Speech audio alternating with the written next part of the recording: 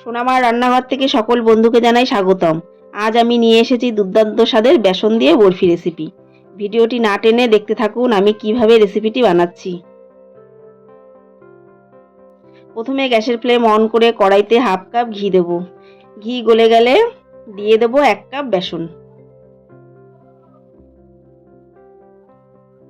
ভালো করে মিশিয়ে লো ফ্লেমে 8 থেকে 10 মিনিট ঘিয়ের সাথে বেসন ভেজে নেব। এভাবে ভাজার পর প্রথমে বেসনটা ঝরঝরে হয়ে যাবে, তারপর আস্তে আস্তে গলে যাবে। 2 থেকে 3 মিনিট এভাবেই নেড়েচেড়ে নেব। এরপর দিয়ে দেব 3 চামচ গুঁড়ো দুধ।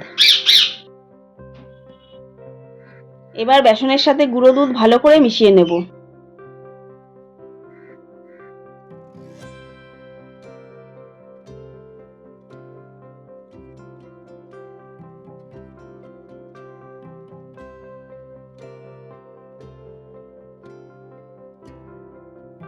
অন্যদিকে শিরা তৈরির জন্য একটা ফ্রাই প্যানে 1 কাপ চিনি দেব আর হাফ কাপ জল দেব।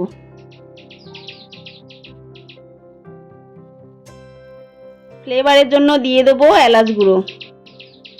দেখতে সৌন্দর্যের জন্য দিয়ে দেব কয়েক ফোঁটা ইয়েলো ফুড কালার। আপনারা চাইলে স্কিপ করতে পারেন। বেশ কিছুক্ষণ জাল দিয়ে নেব। এরপর যখন দেখব শিরাটি এই রকম একতারের মতো হচ্ছে, তখন বুঝতে হবে পারফেক্ট শিরা তৈরি হয়েছে। এবার শিরাটি বেসনের মিশ্রণে ঢেলে দেব।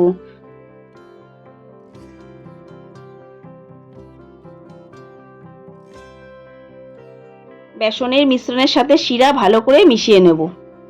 এই সময় গ্যাসের ফ্লেম মিডিয়ামে রাখবো।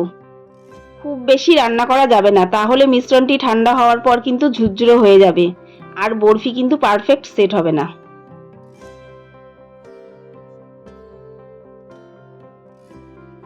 যখন দেখব বেসনের মিশ্রণটি এইরকম দানাদার হয়ে আসছে, তখন আমি নামিয়ে নেব। এদিকে আমি একটা চৌকো বক্স নিয়েছি, তাতে একটা বাটার পেপার পেতে ঘি ব্রাশ করে নেব। এবার বেসনের মিশ্রণটা ঢেলে দেব।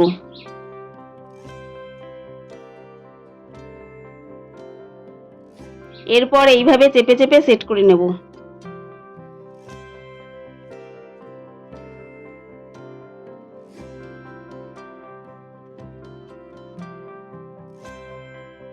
সম্পূর্ণ সেট হয়ে গেলে এরপর দিয়ে দেব পেস্তা আর আমন্ড কুচি।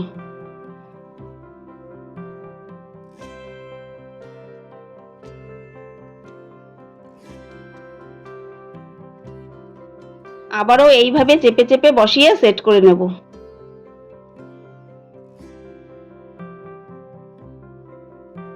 এবার 1 ঘন্টা ঠান্ডা হতে দেব। 1 ঘন্টা পর বরফি একদম সেট হয়ে গেছে। এখন চাকু দিয়ে সাইডগুলো ছাড়িয়ে নেব। ইউটিউব থেকে যারা দেখছেন এখনও যারা আমার চ্যানেলটিকে সাবস্ক্রাইব করেননি, তাদের সাবস্ক্রাইব করার অনুরোধ রইল। আর ফেসবুক থেকে যারা দেখছেন তারা আমার প্রোফাইলটিকে ফলো করে পাশে থাকবেন। এরপর উল্টে বরফিটি বক্স থেকে বার করে বাটার পেপারটি তুলে নেব।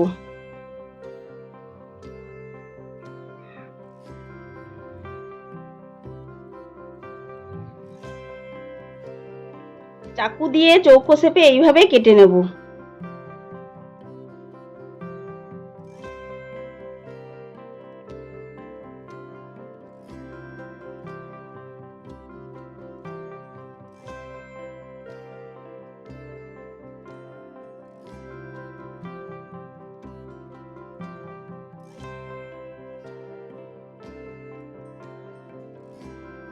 তৈরি হয়ে গেল স্পেশাল বেসনের বরফি রেসিপি।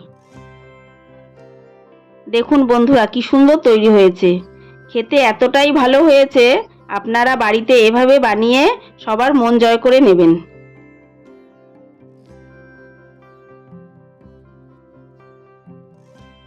ভিডিওটি কেমন লাগলো? আশা করি আপনাদের ভীষণ ভালো লেগেছে। ভালো লাগলে কমেন্টে অবশ্যই জানাবেন। সম্পূর্ণ ভিডিওটি দেখার জন্য অনেক অনেক ধন্যবাদ। সবাই ভালো থাকবেন, সুস্থ থাকবেন।